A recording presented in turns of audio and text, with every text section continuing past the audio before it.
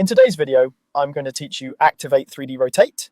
By the end, you'll understand how to start the 3D Rotate command, select the objects you want, choose a precise base point, and set the rotation axis so your model rotates exactly the way you intend. Let's begin by activating 3D Rotate. Go to the command line, type 3D Rotate, and press Enter. This tells the software you're switching into a rotation mode designed specifically for 3D objects. If you're working in AutoCAD or a similar CAD environment, you'll typically see a rotation gizmo appear once the command is active, which is a helpful visual for what comes next. Now select the objects you want to rotate. Click each 3D object you intend to include. You can pick them one by one or drag a selection window if that's faster.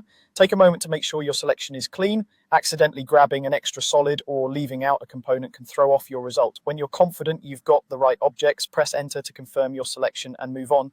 Next, specify the base point.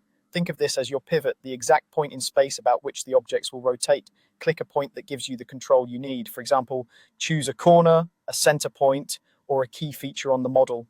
Using object snaps like endpoint, midpoint, or center will help you land on a precise location, which is especially important when your rotation needs to be accurate and repeatable.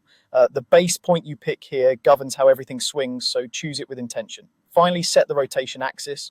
The axis is the direction line your objects will rotate around. If you're seeing the 3D gizmo, the colored rings and axes typically correspond to X, Y, and Z directions. Aligning the rotation to one of those standard axes is often the quickest route when you know you want a vertical, horizontal, or depth-aligned rotation. If you need something more specific, you can define a custom direction by aligning the axis to the geometry you're working with.